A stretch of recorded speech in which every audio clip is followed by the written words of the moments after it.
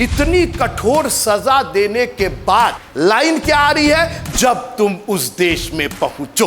अभी भी आप पहुंचाना चाह रहे हैं क्या? तुमको दंड भी देंगे, तुमको अनुशासित भी करेंगे, लेकिन तुमको उस देश में ले करके जाएंगे। कितने भी पाप अपराध हमारे क्यों ना, वो सजा देगा, मगर अपनी प्रतिज्ञा से पीछे नहीं हटेगा।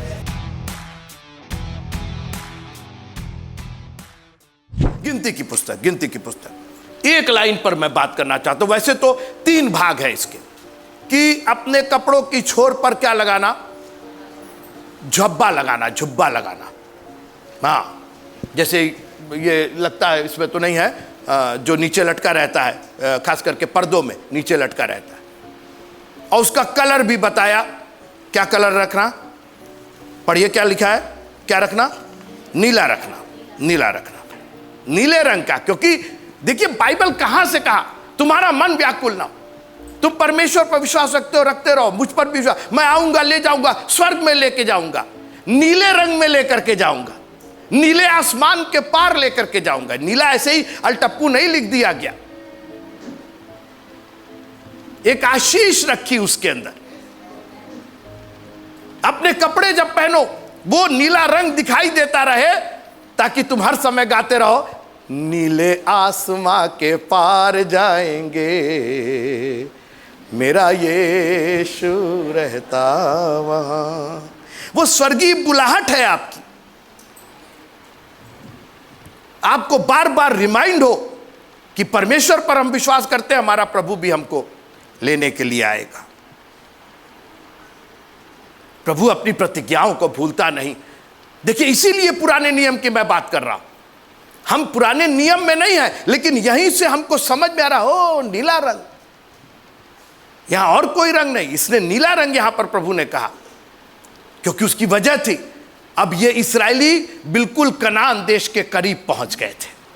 सारे दुख मुसीबत इनके लय व्यवस्था और निर्गमन इस सब में पूरे होकर के अब गिनती की पुस्तक में अब तो कनान देश बाकी रह गया था इनको लेने के लिए।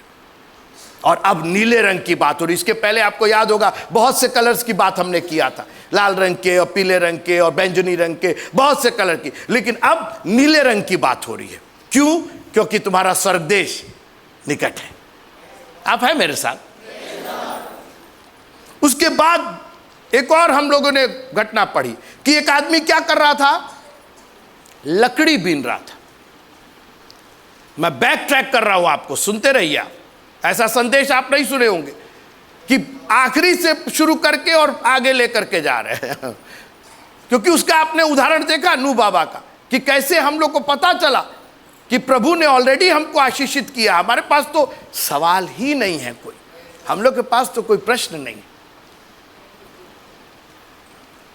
विश्राम दिन को लकड़ी बिन रहा था, उसको लेकर के आए, बंद करके रखे, और प्रभु ने कहा कि इसको पथराव किया जाए। इब्रानियों की पत्री, इब्रानियों 10 का 26वां पद, Hebrew chapter number 10 and verse number 26।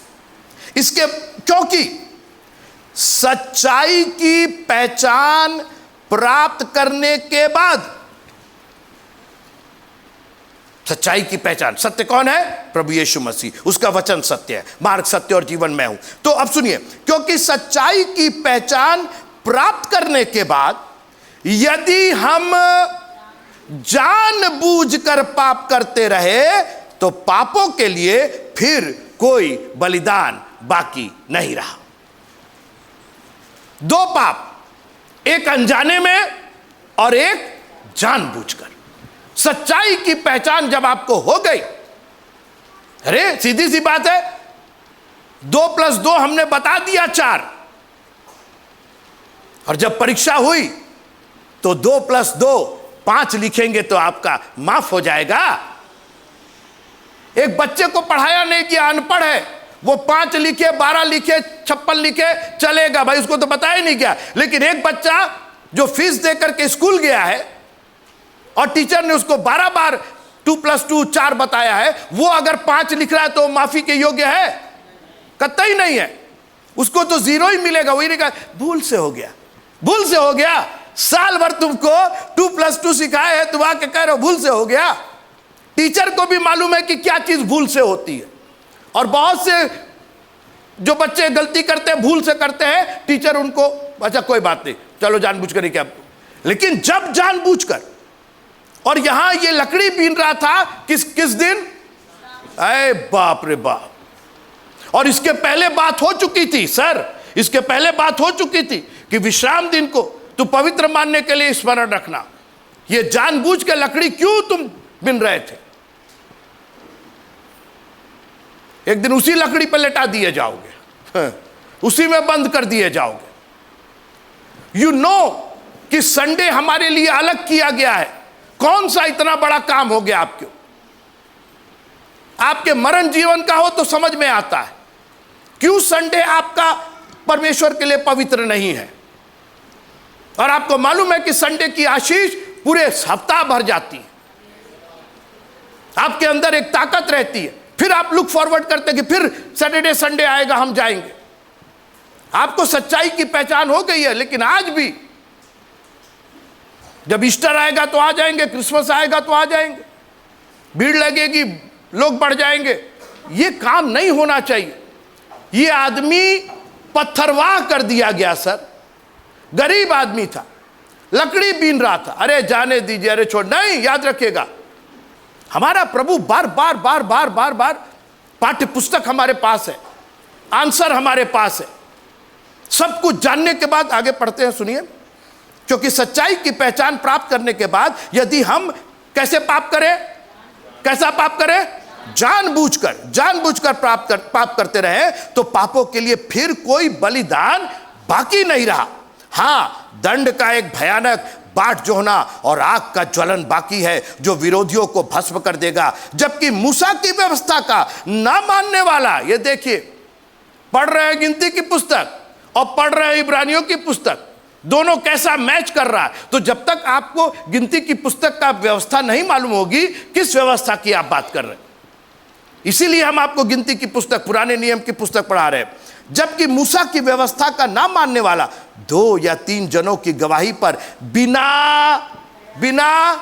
दया के मार दिया जाता था। बाप रे बाप। अरे प्रभु दयालु भी है और प्रभु कठोर भी है। बिना दया के आज हमारा प्रभु दया कर रहा है तो यह मत समझिए कि हमेशा दया करता रहेगा। एक दिन वो लाइन खींचेगा। बिना दया के मार डाला जाता है तो सोच लो कि वह कितने और भी भारी दंड के योग्य ठहरेगा जिसने परमेश्वर के पुत्र को पांवों से रौंदा और वाचा के लहू को, जिसके द्वारा वह पवित्र ठहराया गया था, अपवित्र जाना है और अनुग्रह की आत्मा का अपमान किया है। क्योंकि हम उसे जानते हैं कि जिसने कहा कि पलटा लेना मेरा काम है, मैं ही बदला दूंगा, और फिर ये कि प्रभु अपने लोगों का न्याय करेगा। जीवते परमेश्वर के हाथों में पड़ना भयानक बात है। वो काठ पत्थर मूर्त नहीं है कि आपको जो दिल में आए। भाई इसीलिए तो लोग उपासना करते, कह रहे जौन दिल में आए वो करिया का। ठीक ही बात है, वो तो क्या करेंगे। लेकिन याद रखिएगा, बाइबल का प्रभु जीवता प्रभु है। जीवते परमेश्वर के हाथ में पड़ना भयानक बात है। मैंने 3 भाग में आपसे बात की। पहला भाग जो पिछला हम लोगों ने पढ़ा कि अपने कपड़ों में झब्बा लगाना, वो किस कलर का, नीले कलर का। क्योंकि नीला जो है वो किसको रिप्रेजेंट करता है, आसमान को करता है। वो हमको आसमान में ले जाना चाहता है। फिर अनजाना और जानबूझ के पाप का पहले ही बोल दिया था कि विश्राम दिन को नहीं करोगे। और एक आदमी विश्राम दिन को दिन क्या कर रहा था, लकड़ी बीन रहा था। क्या कर दिया गया, बिना दया के पत्थरवाह कर दिया गया, मार दिया गया। हम कहीं लेकर के जा रहे हैं आपको, हम अपने विषय से नहीं हटे। निर्गमन की गिनती की पुस्तक उसका 15वें अध्याय पर हैं हम। इतना स्ट्रिक्ट। एक आदमी गरीब बेचारा है, लकड़ी बिन रहा है, ले करके पत्थरवाह कर दिया उसको। कपड़े का रंग बता रहे हैं आप कि नीलाई रंग आपको लेना है। ये कर क्यों रहे हैं, ये इतना सब, ये इतनी बातें क्यों हो रही है। आइए थोड़ा सा, आइए गिनती की पुस्तक 15वें अध्याय में आइए, एक लाइन पर बात करके खत्म करते हैं। 15वां अध्याय और उसकी पहली और दूसरी आयत। फिर यहोवा ने मूसा से कहा, हा, हमारा प्रभु बोलने वाला प्रभु है। आपका सुनने का कान नहीं है, आपका सुनने का कान नहीं, बोल तो रहा है, अपने वचन से बोल रहा है। जब आप उसका वचन जोर से पढ़ते हैं ना, यूं समझिए कि परमेश्वर आपसे बोल रहा है, he is talking to you. और खबरदार जो परमेश्वर की आवाज की आपने अवहेलना की, आप कहिए प्रभु जी आप बोलिए, हम सुन रहे हैं।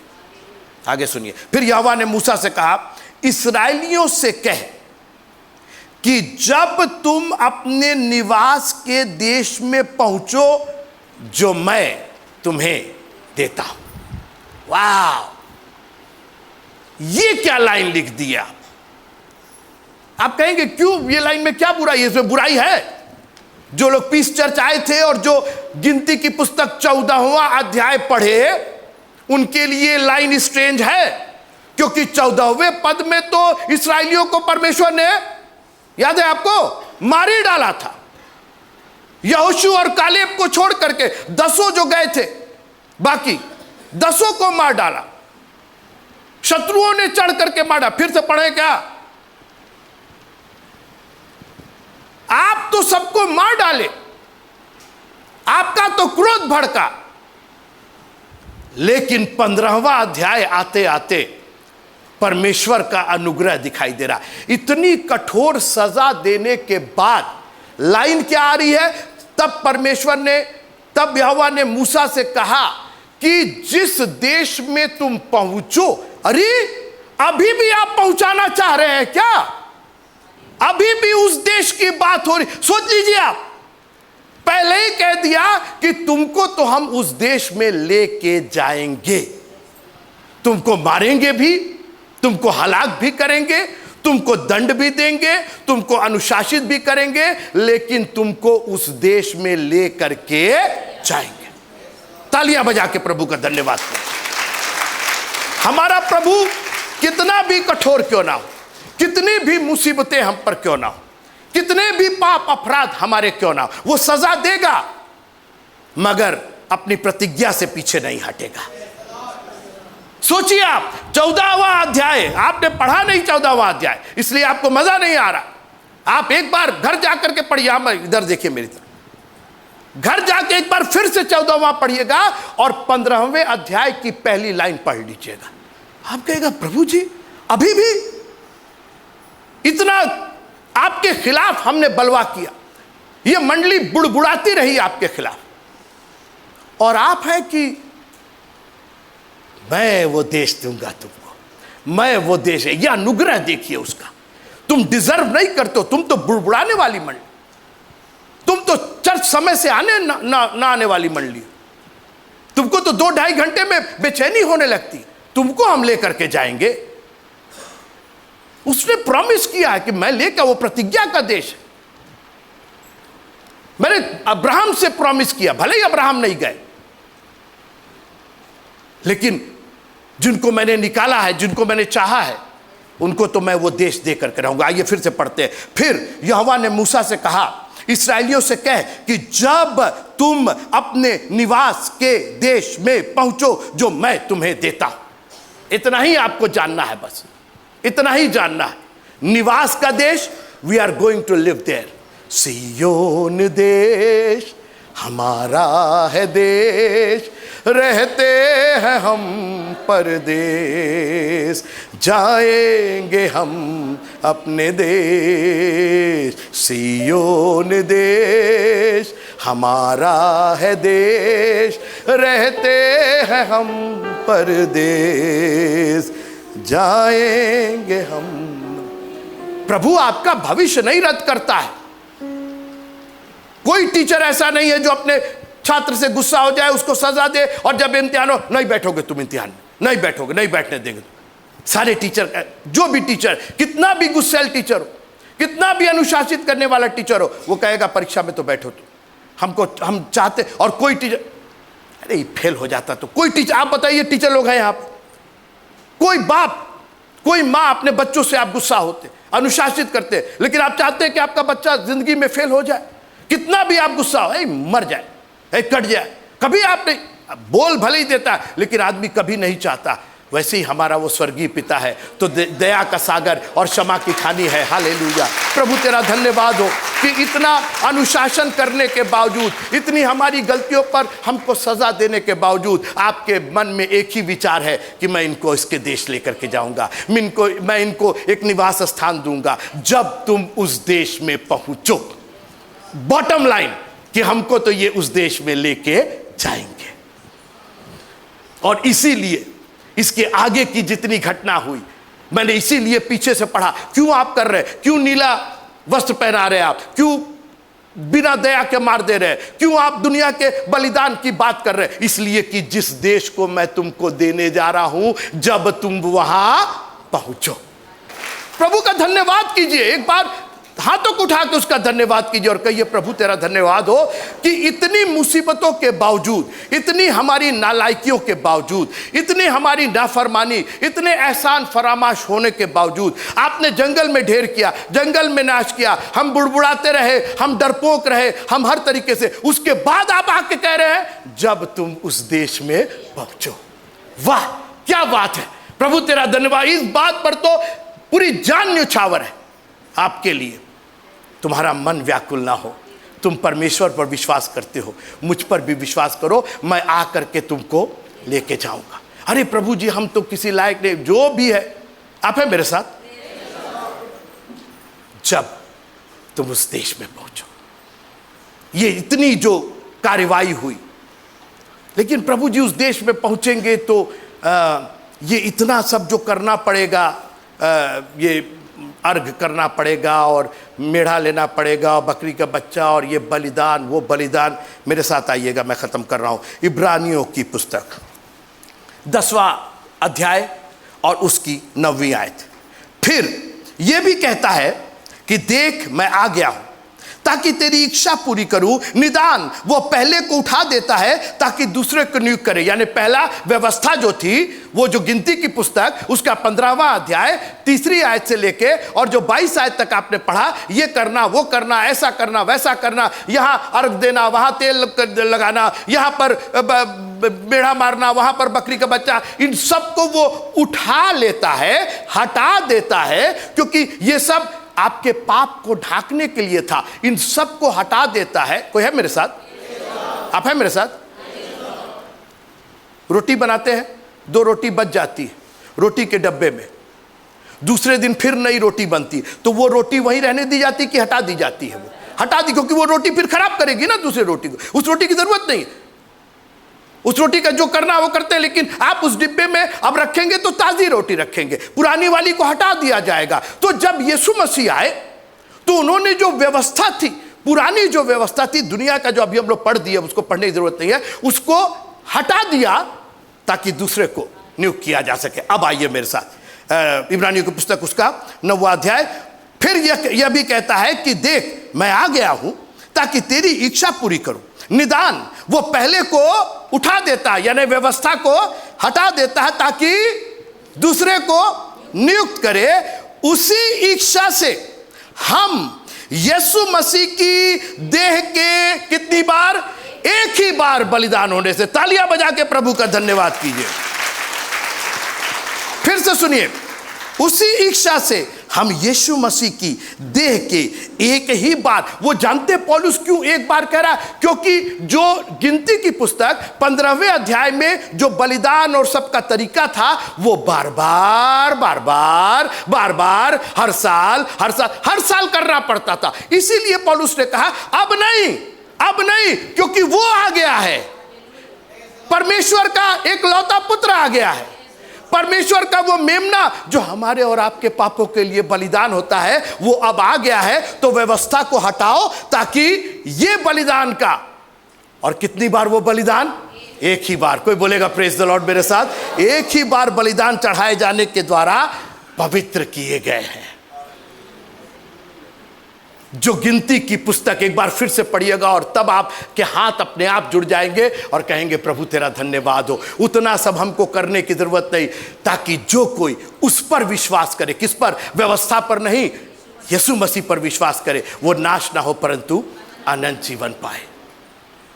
जब तुम उस देश में पहुंचो। एक बार और पढ़ लीजिए यूहन्ना की इंजील उसका 14वां अध्याय, खत्म करते हैं। यूहन्ना की इंजील उसका 14वां अध्याय और उसकी पहली आयत से पढ़ रहे हैं हम। मैं पढ़ रहा हूं यूहन्ना की इंजील 14वां अध्याय। तुम्हारा मन व्याकुल ना हो, तुम परमेश्वर पर विश्वास रखते हो, मुझ पर भी विश्वास रखो। मेरे पिता के घर में बहुत से रहने के स्थान हैं, यदि ना होते तो मैं तुमसे कह देता, क्योंकि मैं तुम्हारे लिए जगह तैयार। अब मतलब अब इससे आगे आपको क्या कि मैं तुम्हारे लिए जगह तैयार करने जा रहा हूं। मतलब वो सारा, यानी कोई है मेरे साथ? ये फ्रेडरिक भाई ये जानते ये क्या बोल रहा है? ये कह रहा है कि हम लेके तो जाएंगे तुमको भाई, तभी तो जगह तैयार कर रहे हैं। ये तय, आप इसमें अपनी तयता मानिए। आप ये मानिए कि प्रभु तेरा धन्यवाद हो कि बावजूद हमारी नालायकियों के आप पर विश्वास करने से हम तो जाएंगे वहां पर, क्योंकि आपने मेरे लिए एक जगह तैयार की है। और जब जगह तैयार है तो दूसरा क्यों रहेगा? हम रहेंगे उसके अंदर। सुनिएगा, मेरे पिता के घर में बहुत से रहने का स्थान है, यदि ना होते तो मैं तुमसे कह देता, क्योंकि मैं तुम्हारे लिए जगह तैयार करने जाता हूं। और यदि मैं जाकर तुम्हारे लिए जगह तैयार करूं तो फिर आकर तुम्हें अपने यहां ले जाऊंगा, कि जहां मैं रहूं वहां। एक लाइन में क्लियर कर दिया कि हम तो जाने वाले हैं। सारी दुनिया देख के उसको रोने वाली है और हम तो उसके साथ जाने वाले। अपनी आंखों को बंद कीजिएगा और दिल से प्रभु का धन्यवाद कीजिएगा। जब तुम उस देश में पहुंचो, इतना बड़ा आश्वासन और कौन देगा आपको? जब तुम उस देश में पहुंचो। और यह तय है कि जब उसने कहा है कि उस देश में पहुंचना है तो पहुंचना है। बीच में आंधी आए, तूफान आए, लहरें उठे, हमारी बीमारियां आए, हम इस दुनिया से कूच करके चले जाए, कोई बात नहीं, हमको तो वो देश जाना है, क्योंकि वो देश आपने हमारे लिए तैयार किया है। फिर यहोवा ने मूसा से कहा, जब तुम उस देश में पहुंचो। इतने नियम कायदे कानून प्रभु आपने हमें समझाए हैं, ताकि जब हम उस देश में जाएं तो उस देश के अनुसार व्यवहार करें। शेष जिंदगी आपके हाथों में है खुदावंद। अपने आप को तेरे हाथों में सौंपते हुए इस विनती को यीशु मसीह के नाम से मांगते हैं, आमीन। Praise the Lord. प्रभु का धन्यवाद कीजिए तालियां बजाकर। प्रभु महान।